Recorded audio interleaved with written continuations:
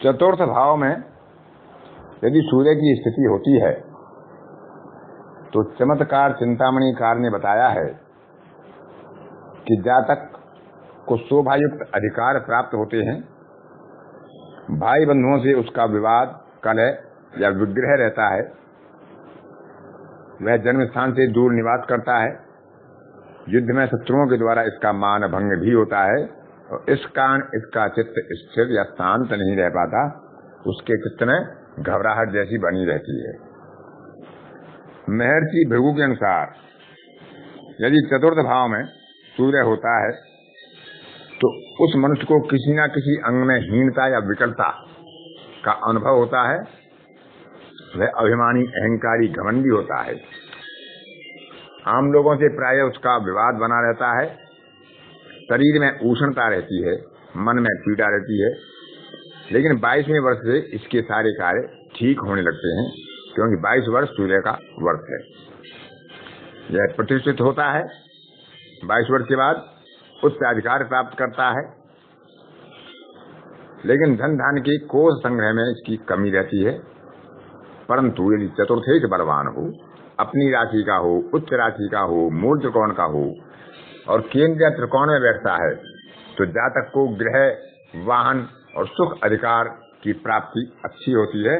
लेकिन यदि चतुर्थेश पाप ग्रह हो, पाप राशि में हो, शत्रु राशि में हो और 6, 8, 12 भाव में बैठी, नीच राशि में बैठी या पाप ग्रह से युक्त होकर दुर्बल होकर बैठी, तो इन भावों की फल में कमी आ जाती है। उसे यश, प्रतिष्ठा, सुख की प्राप्ति नहीं होगी, गृह वाहन का लाभ उसे नहीं होगा और किंचित हो सकता है कि उसे दूसरों के घर में ही निवास करना पड़े। गृह वाहन के सुख में अत्यंत कमी हो जाती है। यवन मत के अनुसार चतुर्थ का सूर्य व्यक्ति के विवेक और बुद्धि की भी हानि करता है, उसकी विद्या में बाधा हो सकती है, वह संदेह जनक प्रवृत्ति उसके मन में रहती है, पर धन और पर स्त्री में उसकी रुचि होती है और वह जातक के विवेक की हानि करता है, दूसरों पर संशय करता है, संदेह करता है, केवल उसे अपने ऊपर ही पूरा विश्वास होता है, वह अपने परिजनों में भी उतना विश्वास नहीं कर पाता।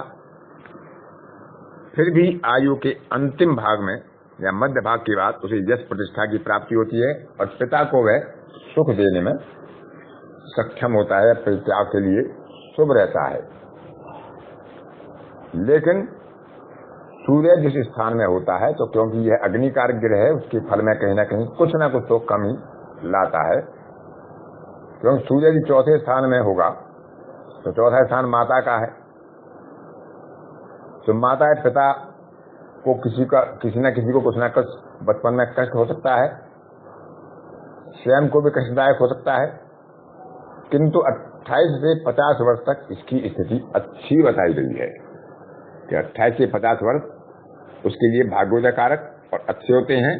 वह अपने द्वारा धनार्जन कर अपना मकान, घर आदि बनाएगा, अपना वाहन आदि का प्रबंध करेगा। एक स्त्री का सुख और संतान सुख भी अल्प हो सकता है। मध्य आयु में इसे वाहन का सुख प्राप्त होता है और अंतिम अवस्था में फिर इसे किसी न किसी कष्ट के कारण अपना जीवन गुजारना पड़ता है। लेकिन इसके अंतिम समय जो मृत्यु का समय होता है, उस समय इसे कोई विशेष कष्ट की संभावना नहीं होती यदि पाप ग्रह का प्रभाव ना हो। लेकिन यह एक क्लेश सूर्य के फल बताए गए हैं, इनके साथ मंगल, शनि, राहु का संबंध होता है तो इसके शुभ फलों में कमी आएगी। इसके साथ बुध, गुरु, चंद्रमा या शुक्र का संबंध हो दृष्टि या युति के द्वारा तो शुभ फलों में वृद्धि होती है, सुख भाव के फल बढ़ जाते हैं। तो अन्य ग्रहों की स्थिति भी देखेंगे और सूर्य की स्थिति चतुर्थ भाव में सामान्यतः मध्य स्तरीय है कि कुछ अच्छा भी है चतुर्थ भाव में और कुछ फल उसके नकारात्मक भी होते हैं। अगर जलीय राशि का होगा तो फिर इसके फल अच्छे हो जाएंगे। वायु राशि में भी इसके फल सामान्यतः अच्छे कहे जाएंगे। अग्नि राशि में इसके फल खराब हो जाते हैं क्योंकि अग्नि राशि में यह प्रबल दाहक हो जाएगा और चौथा भाव वैसे भी केंद्रीय भाव है, और भाव के हिसाब से चतुर्थ भाव जलीय भाव होता है। तो जलीय भाव में यदि अग्नि का प्रबल प्रवास हो, सूर्य भी अग्नि कारक है और अग्नि ही राशि आ जाए, तब इसके फलों में समानता कमी आती है। स्थिर राशि में भी फल इसके मध्यम स्तरीय अच्छे ही रहते हैं। यदि सूर्य पंचम भाव में बैठता है तो जातक के लिए बताया है चमत्कार चिंतामणि में कि पंचम स्थान का सूर्य प्रथम संतान से कष्ट या प्रथम संतान की हानि, ऐसा हो सकता है।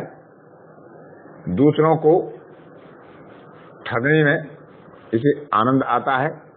यह द्रव्य का संग्रह करता है, प्रमादी और असावधान होता है, बेपरवाह, लापरवाह, बेफिक्र या अपनी ही धुन में मस्त होता है, और हृदय रोग की इसे ज्यादा संभावना होती है। मंत्र शास्त्र का, गुप्त ज्ञान का, सूक्ष्म से सूक्ष्म पदार्थ को समझ लेने का इसे शक्ति प्राप्त होती है। ज्येष्ठ पुत्र के साथ वैमनस्य हो सकता है, कलह हो सकती है, और इसके कारण इसका खुद का चित्त भी शांत नहीं रहता है। यदि शत्रु राशि का और पाप ग्रह से युक्त सूर्य यहाँ होगा तो प्रथम संतान की हानि भी कराता है। शुभ ग्रहों के प्रभाव में सामान्यतः अच्छे फल होंगे, फिर भी उष्णता का कारक है, और पंचम राशि अग्नि राशि है, अग्नि भाव है। और यदि यहाँ अग्नि राशि हो या आपकी बंध्या राशि हो तो संतान सुख में बाधा या विलंब की संभावना प्रबल हो जाती है। फिर भी विद्या बुद्धि के क्षेत्र में इसकी विद्या बेशक कम हो, लेकिन बुद्धि तीक्ष्ण और प्रखर होती है। भृगु सूत्र में महर्षि भृगु ने कहा है कि पंचम भाव का सूर्य जातक को धन धान्य के संग्रह में कमी लाता है। इसके पिता को अरिष्ट होता है, यह मेधा से संपन्न होता है, तीक्ष्ण बुद्धिवान होता है। पुत्र संतान में कमी हो सकती है यदि पंचमेश कहीं पीड़ित हुआ। यदि पंचम भाव का स्वामी बलवान हुआ तो पुत्र संतान होगी, और पुत्र अच्छे होंगे और पिता के लिए सहायक भी होंगे। यदि पंचमेश के साथ राहु या केतु का संबंध हो जाता है और पंचम भाव में सूर्य बैठ जाता है तो फिर सर्प श्राप की स्थिति होती है, और उससे संतान नष्ट होती है, जिसकी शांति कराना परम आवश्यक हो जाता है। यदि सूर्य के साथ मंगल की भी युति हो या सूर्य के साथ कोई शत्रु ग्रह बैठ जाए तो अभी संतान को कष्ट की संभावना बढ़ जाती है। लेकिन शुभ ग्रह का संबंध हो, शुभ ग्रह की दृष्टि हो तो फिर संतान हानि या संतान बाधा नहीं होती। पंचमेश बलवान होगा तो भी पुत्र होंगे, और उनसे जातक को सुख भी प्राप्त होगा। यवन मत के अनुसार बताया गया है कि पंचम भाव में यदि सूर्य होगा तो जातक की मान प्रतिष्ठा में कमी, संतति सुख कम, क्रोध के कारण विवेक की हानि, धर्म से अरुचि या आडंबर में अरुचि, और धार्मिक कार्य में विघ्न, ऐसे फल बताए गए हैं।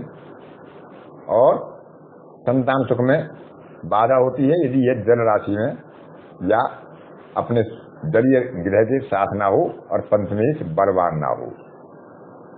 जल राशि में होगा सूर्य तो बच्चों को कमजोरी या कोई रोग बाधा हो सकती है।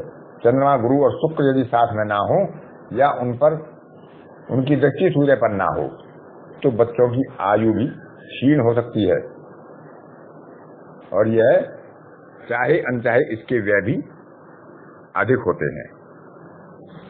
यदि पंचम का सूर्य जलीय राशि में होता है तो शारीरिक कष्ट और दुख होंगे, क्रोधी होगा, बुरी संगति उसके कष्ट के कारण हो सकती है। लेकिन जब सूर्य वृष में, कन्या में या मकर में होगा तो उसे दूसरों के द्वारा कष्ट की संभावना, बुरी संगति के कारण उसे अपयश की संभावना और सदाचार में कमी हो सकती है यदि उस पर शुभ ग्रहों का प्रभाव ना हो। मेष, सिंह या धनु राशि का सूर्य पंचम भाव में होगा तो शिक्षा तो पूर्ण होगी, लेकिन संतान में विलंब या बाधा की संभावना होगी। सिंह का सूर्य यदि यहाँ होगा तो वह पंचमेश भी होगा, पंचम भाव में बैठेगा, अग्नि राशि का स्वामी अग्नि राशि में बैठेगा। यदि उसका पंचमेश कहीं थोड़ा भी दुर्बल हुआ या गुरु पर पाप ग्रह का प्रभाव हुआ तो उसकी संतान अल्पायु हो सकती है, संतान लाभ में कमी रहती है।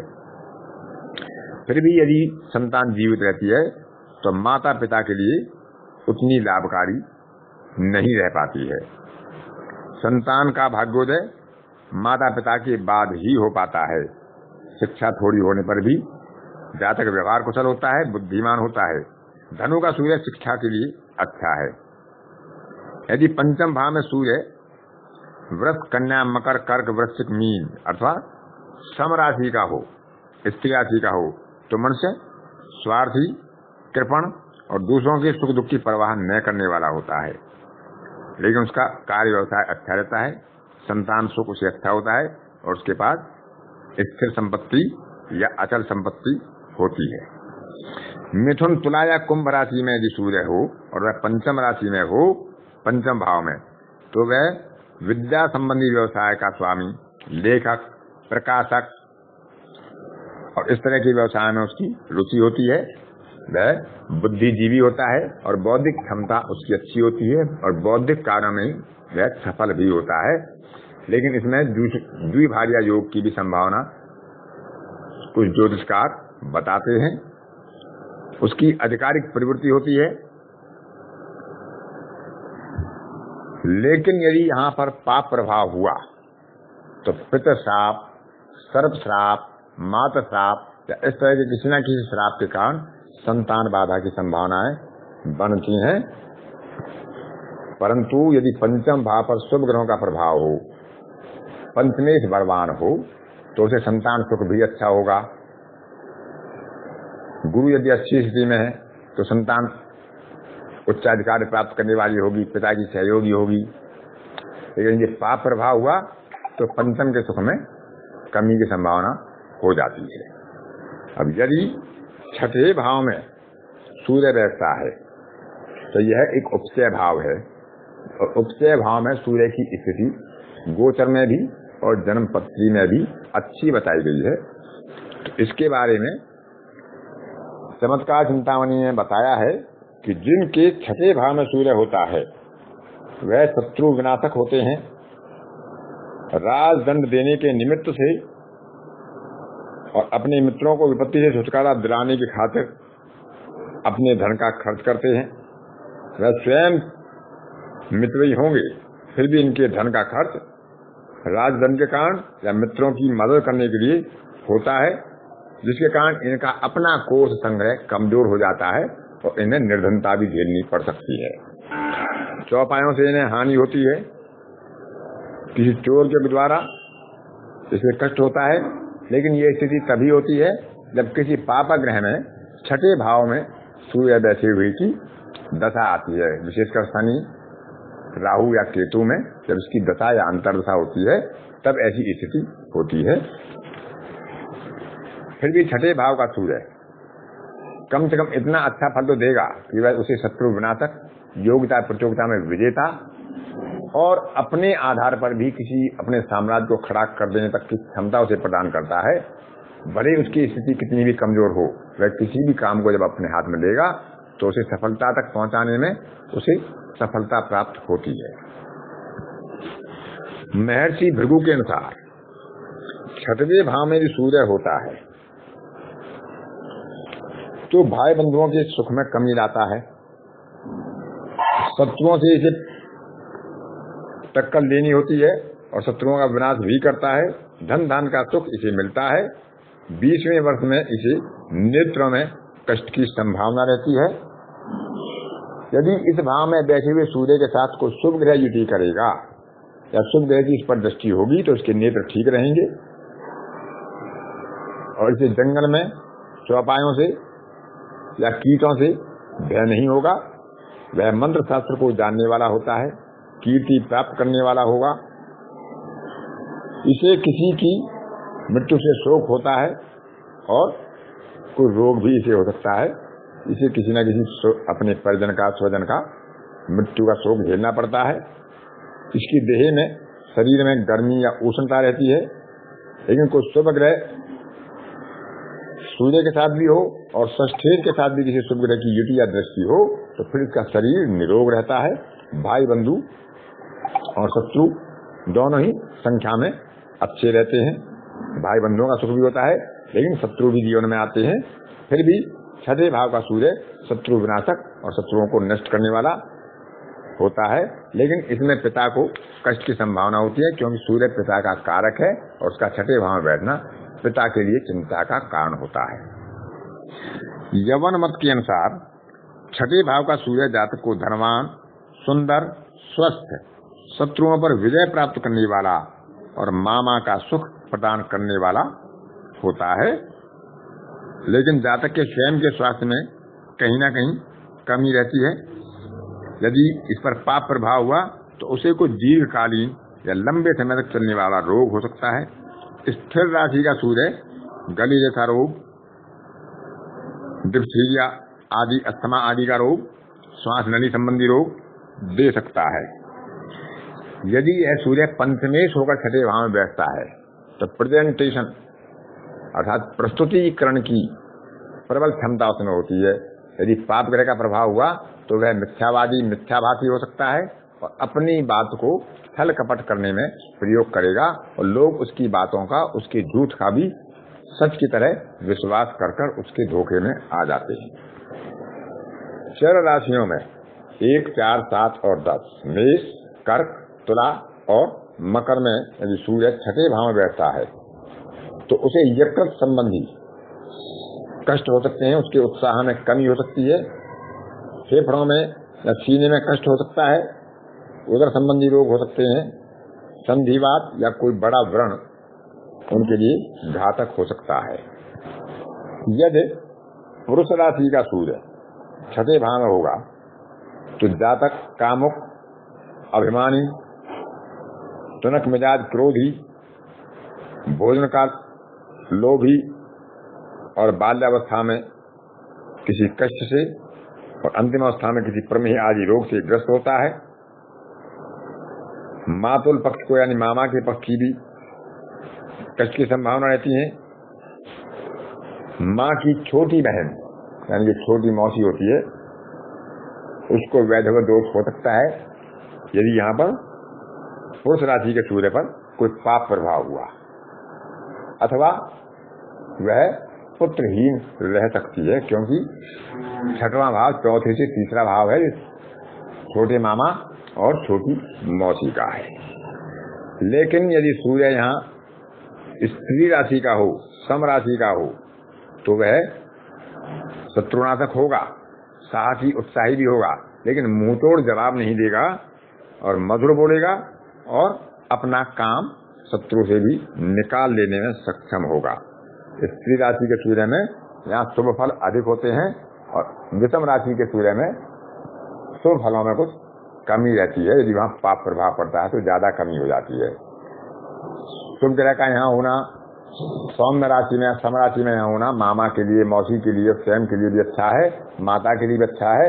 लेकिन यदि यहाँ पाप ग्रह हो या विषम राशि में हुआ और पाप ग्रह के साथ हुआ तो फिर मामा या मौसी के लिए यह स्थान शुभ नहीं हो पाता है।